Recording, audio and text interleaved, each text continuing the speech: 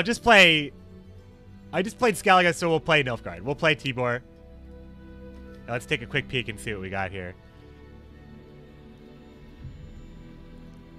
Yeah, filthy Tibor abuse. That's what this is.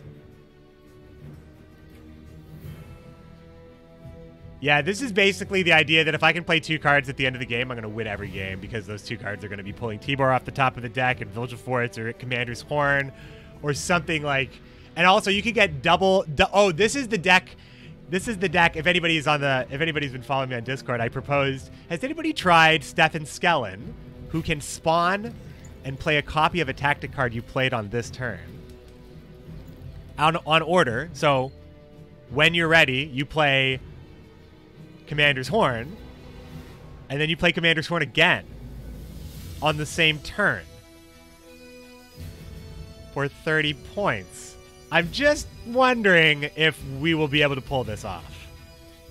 All right, and then we have a reveal core. So we have a recruit, Nausicaa Brigade. Nausicaa Brigade is just like one of the best Nilfgaard units, so I just put it in because I think it's actually like probably one of the most competitive 4 provision cards in the game. Spotter, just for the reveal procs on the Mangonel. Darlin Foot Soldier, just eventually just gets free value. It really feels like how MORVRAN used to feel.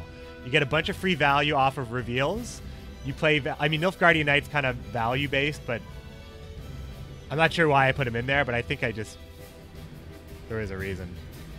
Oh, for Treason, yeah, and you can force, Treason you can force, this is a cool one too, because there's a lot of stuff I put into these decks that I just hadn't tried before, so I just tried to think of how it could work. So you make a unit, you boost a unit, and then you make that unit extra strong so it can take out the 2 things next to it. I haven't seen it played against me, so it could be a thing.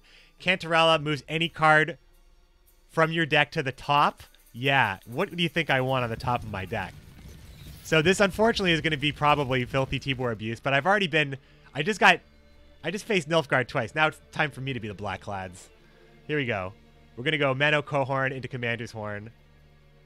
Or Glorious Hunt, or Treason. Great tactics. And I think we have something that boosts on tactics as well. Anyway, let's get into the game, and I'll show you what I'm talking about. Double Royal Decree. I know, right? If you can make it happen, right? If you can make it happen. Our opponent is Professor JJ, a.k.a. The Gentleman. Not to be confused with Super JJ.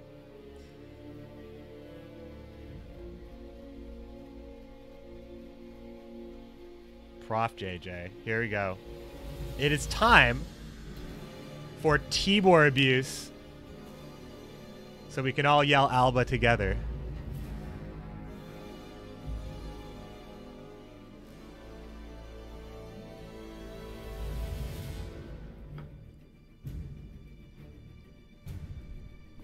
Is there any room for Fire Scorpions? Is that the tactic-based charger? I mean, I definitely thought about it because I was trying to build a tactic build.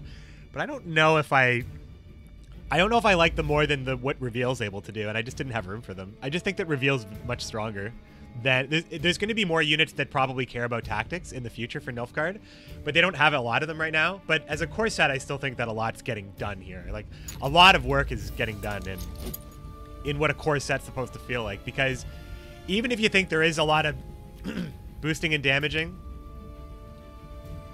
even if you do think that, from whatever level of like critical eye you take it from, for a core set, it's still got a lot of cross synergy with like a lot of different mechanics. So for the most part, I'm happy that this is core set. Like, there's some pretty interesting cards here in core set, if you want to look at it like that, and that is how I'm looking at it, because I think that this is the foundation the game needs. This is going to pull Menno for us because we have Cantarella in hand, and that's great, because that means we can get the Commander's Horn. Well, maybe I'm going to just put Glorious Hunt back then. Oh man, this hand is just really good. A Mangonel would be... I want to put this back in the deck, though, because that does need to be summoned from the deck to be really good.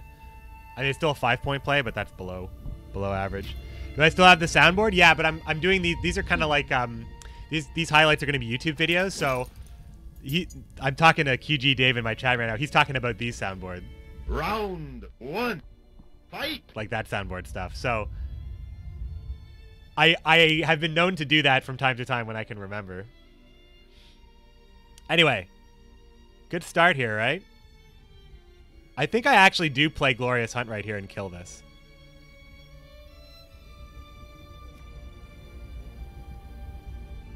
I need to play this on ranged. Play Glorious Hunt. Kill the immune unit. That's how you gotta do it, dudes. You gotta find ways around that immunity. Etha just looks stumped right now, you know? She just looks stumped. Etha's actually one of the strongest leaders. And her leader effect is awesome, man. Like, it actually, like, the arrows actually, like, she shoots them at the cards. It's so cool. MORVRAN's got a cool,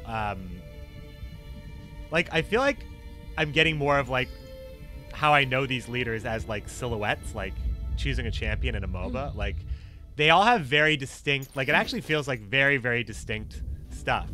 It's really fun. It's like choosing a hero for Gwent, it just feels like choosing the leader now, especially because the heroes don't necessarily, like, completely adhere to a single archetype. I think that's a good thing because you can play a lot of different ways that way. So we want to start revealing stuff. Do we have a mangonel? No. Can we get a mangonel? No. So let's just start. Let's just see if we can just kill both of these elves. I need to. Oh man, no reach, no anything. This is what we play for. Oh. What up? We got a little host here. I get to recharge. I get to recharge this one. Flake with the host. What's going on? So we got the reveal. We won the joust. You know, we won the clash, which means that we get the extra damage there. So a ping for 2 is relevant enough, but double ping is awesome. So now we're in a pretty good spot at this point. Being on the red coin and feeling like I'm in an advantageous position is kind of what I'm always striving for, because it's hard. Because blue player gets to set up first and gets to use tactical advantage. Oof, Sheldon Skaggs. Ooh, 9. This is dangerous for him.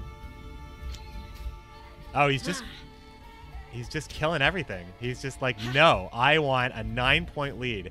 So if we're saying a competitive play is 7 points, he has me in a good position here, but we are still very early in the game. Flake, thanks so much for the host, my friend. I get really great value out of Nausicaa Brigade now, because now I am making those competitive 7-point plays with ease, because I can hit him twice, probably. Yeah, he'll still be boosted at 5 after this, and I have the reach to support it.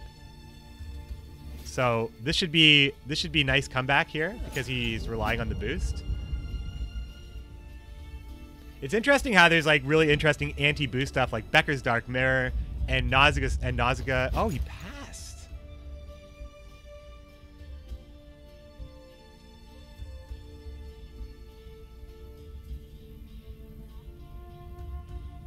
Reveal a random unit from the enemy deck and boost self by its power is definitely what I want to play. But if I hit a 1-strength unit, I tie.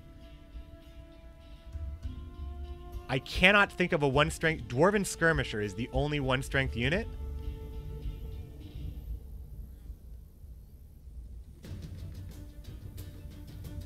I'm going to go for it.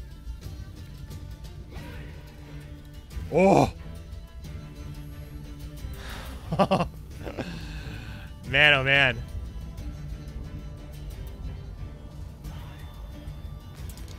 By the skin of my teeth. By the skin of my teeth. Okay. Good draws. Albrick. Now, I've already got Tibor in my hand, so I'm putting Vilgefortz on top of the deck. And we are going to go for the 2-0, I think. I think we go for the 2-0. We have everything we need. We have everything we need. With the exception of, like, we even have a tactic to play with Skellen. Like, what else is left here?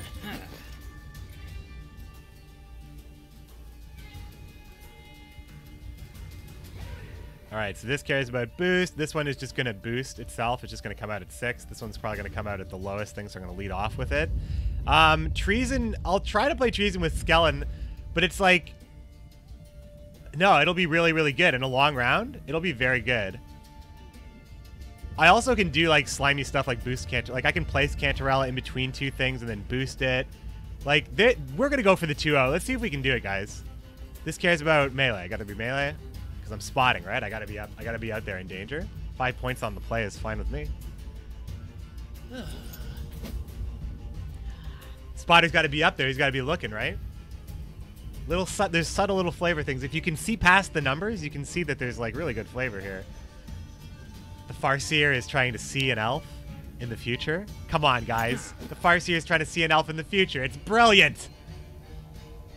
Let's see if I can do this for every card. I think I can.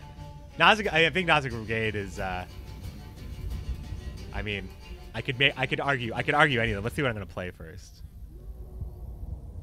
Let's see what I'm into playing. I want this thing to be boosted up. I don't want him to know that though. I'll just play the Recruit. So we don't have any mangonels, unfortunately, and we have no way of drawing. Really, we don't have any way of drawing anything. So like, even though I have all these great tutors in this deck, we actually didn't hit any of them. But I can still set this up. Anyway, so I'm just going to play the Recruit for points. It's going to be Zarthisius at 4, which will trigger the boost.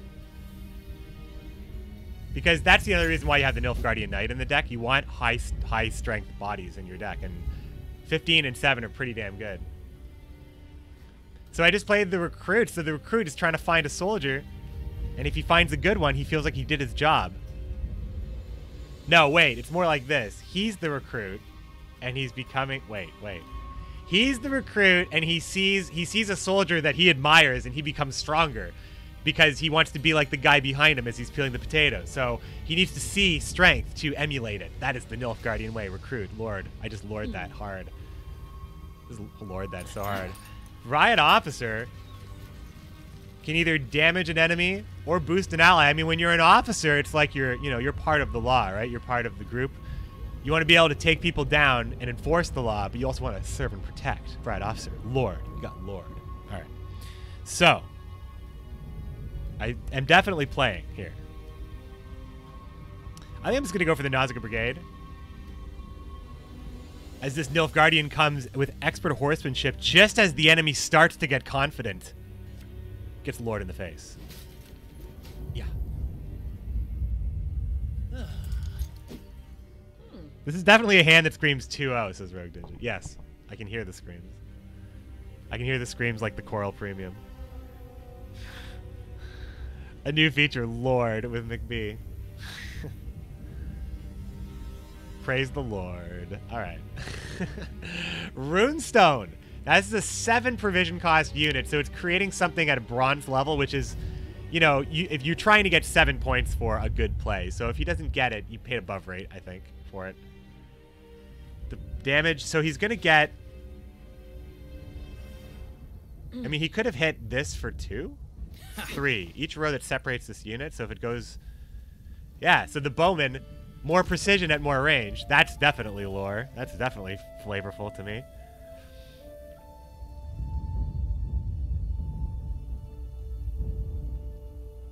I'm going to play Cantarella, because Cantarella is going to go over to my opponent's kingdom and then, you know, seduce one of these elves that are going to join the Nilfgaardian army. That's what Cantarella does, and that's absolutely flavorful.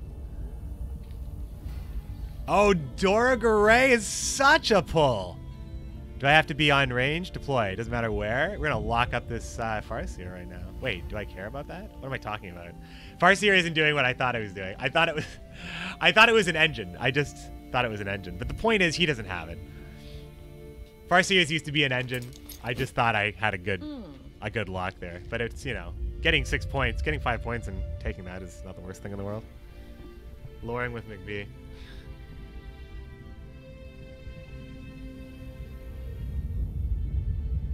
Harassment cavalry. Well, Dora Garay, I don't think I can lure it, but the way I see it is Dora Garay puts the beast in the cage, so he locks it. I mean, that's pretty close, right? That's close enough. And what happened here? Ida. Ida destroys an artifact or boosts a unit. I don't know her lore, actually. I don't know in the books if that is friendly, like that her destroying an artifact or being... She's a mage, right? So she's like kind of like... She looks priestly, so the boosting might make sense. I'm not familiar. Wait, what's going on? Am I still... Oh, he played Ida. And now it's my turn. All right. I'm going to play the Nilfgaardian Knight and boost this and then set up the trees. And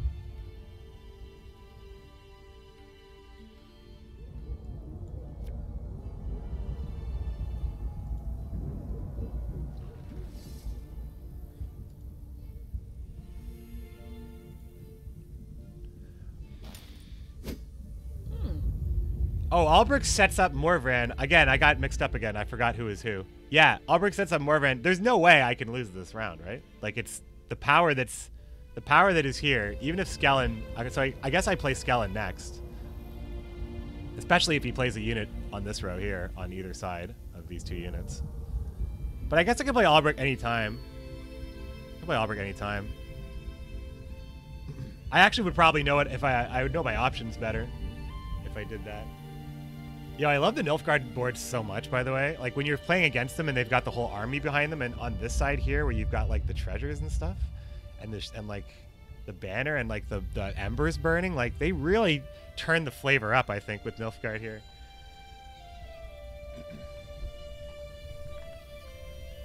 Like, they're war profiteers, right? It's just... Mullane, damage it 4 enemies by 1. Okay. So, yeah, I totally try to get Skellen played here.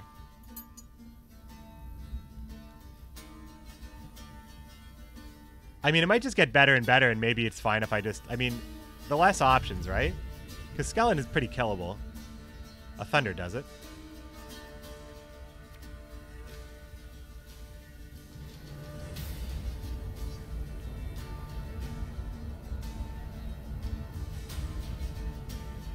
So what do we want? It's Village of Forts, right?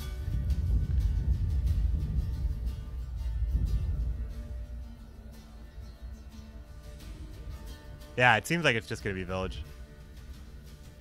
And then it's gonna summon a Mango, so... Or does it shuffle? I gotta check. Does it shuffle? Kinda need to know if it shuffles or not. But I think I'd take anything off the top of the deck with Morvran. It all seems fine. It doesn't... I think that Morvran should be played earlier then, because maybe I'm missing some triggers here.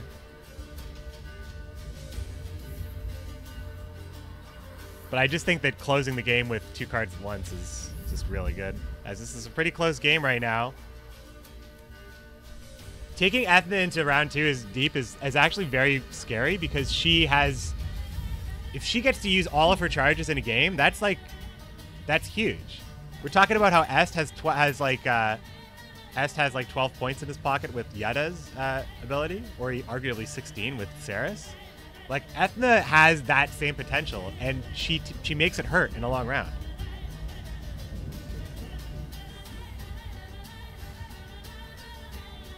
All right, I'm gonna play Skellen now.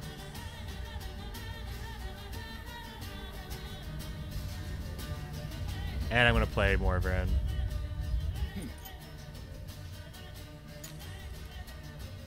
Alright, well, this is just going to get me a 5 strength unit, but at least I can get rid of a 2 strength unit.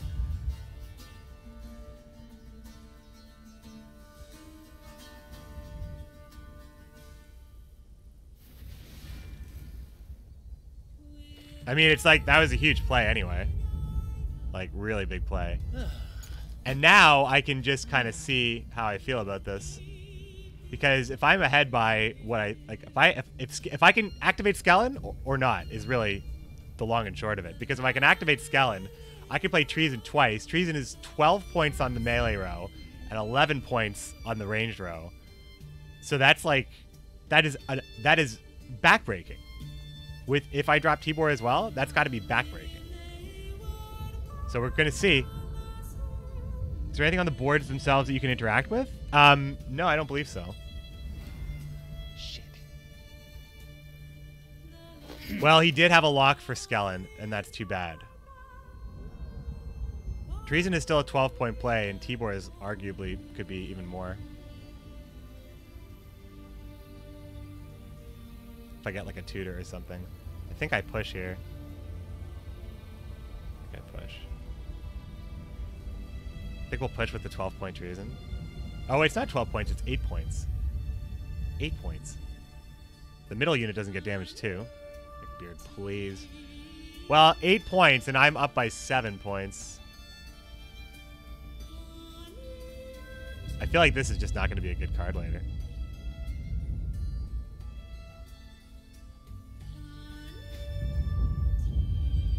It's like Betrayal from Hearthstone, that card.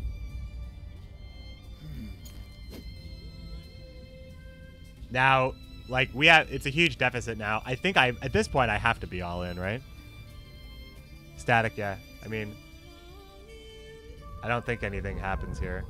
But, like, that's fine for now. Like, the game, I mean, like, it looks so good already, guys. Like, it doesn't look, I don't know, like, the board's, like, it's awesome. Like, it just really, it doesn't look generic or anything. Like, yeah, the middle of the board's dirty, but I like that they have it like this is the war-torn ground on a borderland. Like, it's fine with me. I also think that they did ethno right here. They made her like way more like I think how she's always been depicted in books, and she's just like petting that girl's head in the artwork of the Gwent card. Oh no! Oh god, this is so many points.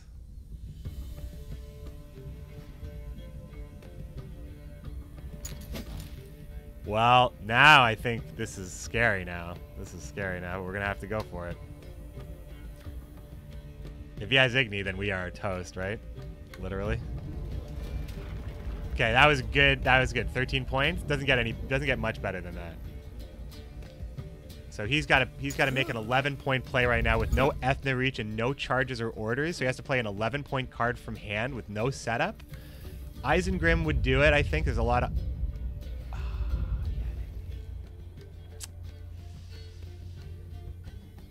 He had Igni. Guys, what do you think? Do you think I did it wrong here?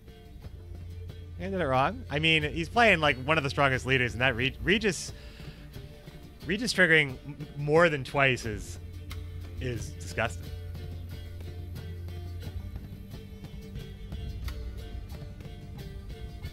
Wait, why is he playing another card? Does he want us to have like an even round 3? Or did he have to play that? All right, we're going to have an even round 3 right now, and he has to act first. We have a Mangonel, we have a reveal, and we have a boost.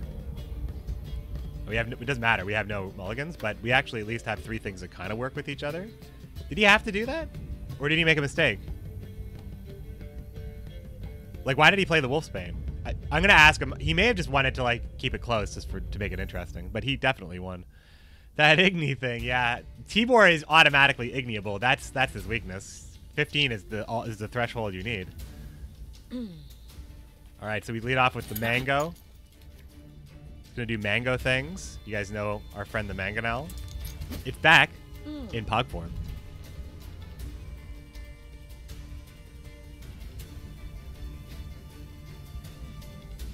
Oh wait, of course. Now, wait a minute. That's not right. No, that's not what the card text says. It says whenever you reveal a card. He revealed the card, though. Professor JJ revealed the card with the Farseer. So, arguably, that shouldn't have happened. I think that might have been a bug. I don't know what you guys think.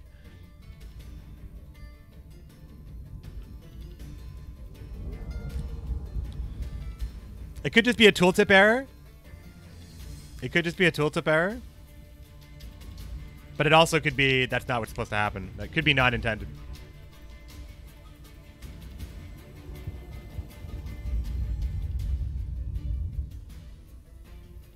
Oh, man. Does it matter? Yeah, this is probably... I feel like this could end up being bigger. So if it's a Scorch or something, I think I just have to play into it like this. This is a close one, guys. I think I have a pretty strong card. Like, this card can turn over another Nilfgaard Unite and be an 11-point play, and I'm already ahead. He has 3 points in this pocket right here. No onboard effects. There's not much that this could do. All right, it's just 4 points. So this is going to be a little RNG, unfortunately. But this is the position we were put in because he really had the answers in round 2. So we need to hit... All we need to do is hit a 3-point unit, right? Do I have something less than 3 in my deck? I guess we're going to find out, but I played Menno, right? So, let's see it. 3 and we win. Oh. And play it. Oh, I play this. Oh, you play the special card. You play it if it's a special card. So we get the 3 because I positioned it wrong. I forgot you could pull a special card. We get it anyway. Oh, man. That was a roller coaster right there. That's what he says. He reveals it. It's... Oh, man. Zarthissius is a good card with Commander's Horn. And I lost 3 points on that play, too. That was amazing. I thought I lost, and then I realized I had won. And I could have played myself out of the win if I had needed more points than 3, because I played Zarthissius on the melee row for no reason at all. If you're playing Commander's Horn in your deck, position your units to benefit from it at all times. That's your tip from the guy who just played that for the first time. That was a cool game. Thanks so much, Professor JJ. I cannot believe I won that game, but you gave that game to me.